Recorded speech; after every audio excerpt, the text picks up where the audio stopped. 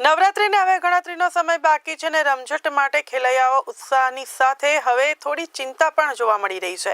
હવામાન વિભાગ અને જાણીતા હવામાન નિષ્ણાંત અંબાલાલ પટેલ દ્વારા નવરાત્રી દરમિયાન વરસાદ અંગેની આગાહી કરવામાં આવી છે, જેના કારણે આગામી 72 કલાકને લઈને વરસાદની આગાહી કરવામાં આવી છે। અંબાલાલ પટેલે જણાવ્યું છે કે રાજ્યમાં 22 સપ્ટેમ્બરથી 7 દિવસ સુધી હળવાથી મધ્યમ વરસાદ પડી શકે છે। નવરાત્રીના શરૂઆતના દિવસોમાં પણ હળવો વરસાદ થવાની શક્યતા છે, જ્યારે દક્ષિણ ગુજરાત અને સૌરાષ્ટ્રના કેટલાક વિસ્તારોમાં ભારેથી અતિ ભારે વરસાદ પડી શકે છે।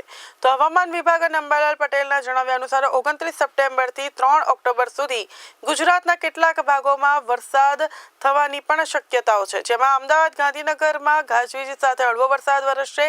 સુરત, વલસાડ, નવસારી, ડાંગ સાથે વરસાદની આગાહી કરવામાં આવી છે। તો રાજકોટ, જૂનાગઢ, અમરેલીમાં અને સૌરાષ્ટ્રના કેટલાક વિસ્તારોમાં વરસાદ વરસશે।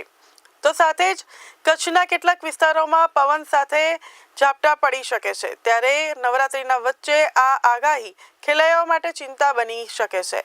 ઓપન એર ગરબાના આયોજનો પર પણ અસર જોવા મળી શકે છે। તો વિશેષ કરીને દક્ષિણ ગુજરાત અને સૌરાષ્ટ્રમાં ખેલૈયાઓએ હવામાન બદલાવા પર નજર રાખવી પડશે અને પાવર બેંક અથવા તો રેઇન શેલ્ટર જેવી વ્યવસ્થાઓ હાથ વગી રાખવી પડશે। જ્યાં એક તરફ વરસાદ ખેલૈયાઓના ગરબા રાસમાં વિઘ્નરૂપ બની શકે છે, ત્યાં બીજી તરફ ખેતી અને પાણીના સ્તર માટે આશીર્વાદરૂપ બની શકે છે। તો હવામાન વિભાગે તાત્કાલિક એલર્ટ જાહેર કર્યું નથી, પરંતુ લોકોએ સ્થાનિક આગાહી અને સત્તાવાર જાણકારી પર ધ્યાન આપવાની સલાહ આપવામાં આવી છે।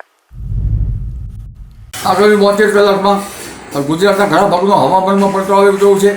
અમદાવાદ, ગાંધીનગરનું પણ હવામાન પણ પલટાશે અને વાદળવાયુ અને વરસાદ પડવાની શક્યતા રહેશે।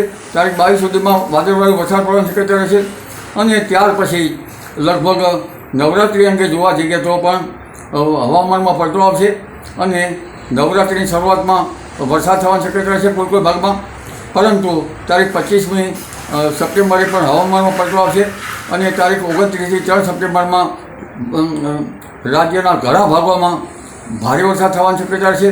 કેટલાક ભાગમાં અતિ ભારે વરસાદ થવાની શક્યતા રહેશે। ખાસ કરીને અરબ સાગરના ભેજ અને બંગાળ ઉપસાગરની સિસ્ટમ અને અરબ સાગરનો ભેજ અને અરબ સાગરની સિસ્ટમ રાજ્યના ઘણા ભાગોમાં ભારે વરસાદ કે કોઈ ભાગમાં અતિ ભારે વરસાદ લઈને આવી રહ્યું હોય તેમ જણાય છે।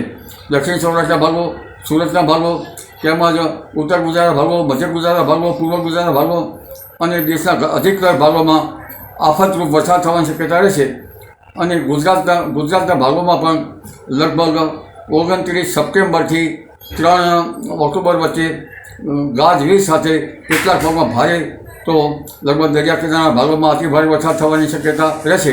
જી।